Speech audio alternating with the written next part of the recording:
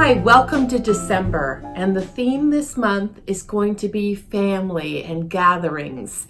And something that's timely that I saw just on the weekend was the movie Knives Out. And I know when you conjure up the idea of a knife, you don't think gathering or family right away, but this was sort of a suspense thriller, and it was a very, very good movie, so I would recommend it. But one of the things that could easily be missed in the movie that kind of got my antenna perked up was this small little character highlight. So it had to do with two members of a family.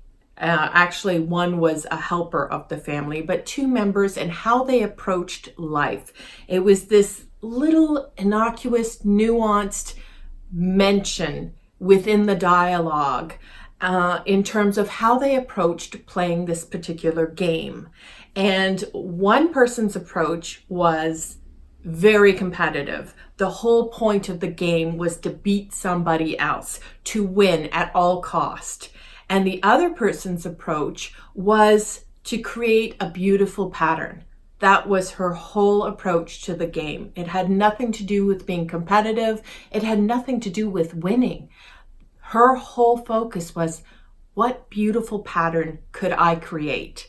And it got me thinking about how we tend to set up goals, and we all want to accomplish things in life. We want to be successful in life. But in terms of how we set it up for ourselves, that can create very different meanings, very different feelings in the end result. So for example, for the person who approached the game as a competitive thing, that the only thing that counted, the only thing that would determine his success was whether or not he beat somebody, that was the thing that drove him.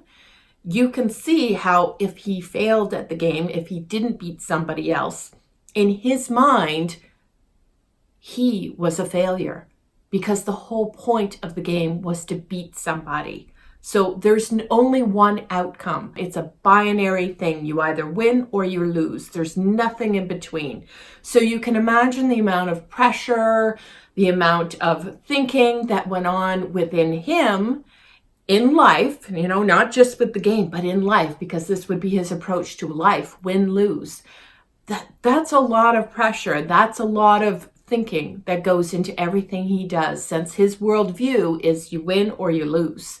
Versus the other character whose whole motivation was to create something beautiful. It had nothing to do with beating anybody else.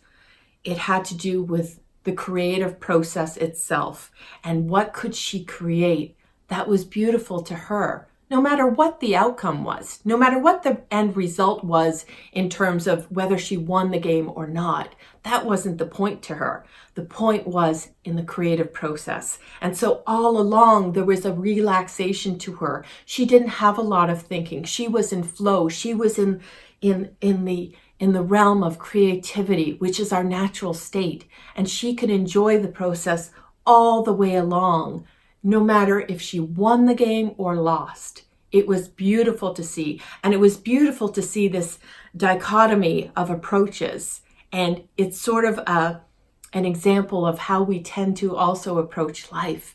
How much thinking we have when we think life is this competitive thing and we have to win or lose. And if we lose, that means we're a loser. That's a lot of pressure we put on ourselves versus knowing that life, it's a game. It's the creative process of creating something beautiful in life, which is very subjective, in which there's no winners or losers. There's just the creation of beauty for that person. Very different approaches to life. So I invite you to look at your own approach to life, to how you determine whether or not you're successful in life, and see, am I making it a binary thing where there's a winner or a loser, and then that makes me either a winner or loser? Or are you recognizing that life's a game and it's a creative process, and I can have fun within that creative process, and the whole point of it is to create something of beauty? Okay, till next time.